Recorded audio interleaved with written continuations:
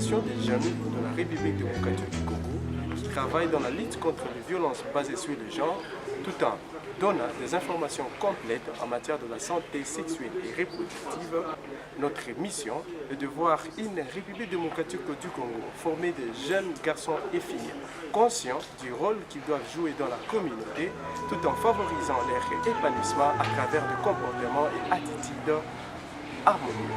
La République démocratique du Congo, notre pays, a fait l'objet depuis plusieurs années de violences et d'autres types de conflits armés. Notre zone d'intervention sera principalement les deux territoires les plus touchés par ce genre de conflits, à savoir les territoires de Rutshuru au nord-est et les territoires de Masisi ont affiché un taux suffisamment élevé de violences basées sur les genres et où la majeure partie de la population active, c'est-à-dire les jeunes, n'ont pas un accès adéquat et suffisant de produits de la santé sexuelle et reproductive. Selon la politique nationale de la santé sexuelle et reproductive en RDC, publiée en 2008, les normes et les coutumes sont hostiles à l'égalité du genre et à la santé sexuelle et reproductive. Les jeunes d'ici chez nous n'ont pas une information de qualité en ce qui concerne l'égalité du genre et ils n'ont pas aussi un accès adéquat aux services de santé sexuelle et reproductive. Voilà, mesdames et messieurs, ce qui constitue notre problématique. En termes de solution à cette problématique, nous comptons amener tous les membres de la communauté à adopter des comportements et attitudes positifs à l'égalité des genres et à la santé de la reproduction. Ce qui fera que non seulement les jeunes auront un accès adéquat aux produits de la santé de la reproduction, mais également ils vivront des relations saines et harmonieuses entre eux. Pour arriver à cette solution-là, nous comptons utiliser les stratégies suivantes: information, formation et plaidoyer. En termes d'information, nous allons organiser des campagnes de sensibilisation des masses, principalement dans les deux territoires, celui de Rutshuru et de Masisi. Également, nous allons animer des émissions radio et télévisées pour avoir un très grand nombre de la population autour de notre question. En termes de formation, nous allons organiser une formation de facilitateurs en ce qui concerne la santé sexuelle et reproductive.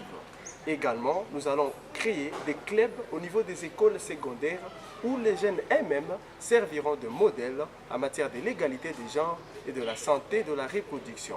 Pour ce qui est du plaidoyer, nous allons travailler avec les chefs coutumiers qui sont considérés comme les gardiens des traditions et des coutumes afin de les sensibiliser sur les avantages liés à l'égalité des genres, à la planification familiale et à la santé de la reproduction. Nous travaillerons également avec les autorités locales qui ont la possibilité de voter des lois qui pourront permettre l'accès à une éducation complète pour ce qui est de la santé de la reproduction. En termes de résultats, pour cette période de 6 mois qui durera notre projet, nous comptons former 20 jeunes facilitateurs chaque après 2 mois, ce qui nous fait un total de 60 facilitateurs. Ces 60 facilitateurs-là formeront à leur tour 10 classes de 20 participants. Les 20 jeunes formés se constitueront en 30 groupes d'action pour toucher un public de 5000 personnes comme cible indirecte. Les émissions radio que nous organiserons seront au nombre de 4 et ceci nous permettront de toucher un public de 15 000 personnes. Nous organiserons également 4 séances de sensibilisation pour ces chefs et gardiens de coutume. Ils seront au total 100 chefs et autorités locales. Les bénéficiaires directs de notre projet sont les jeunes âgés de 13 à 24 ans.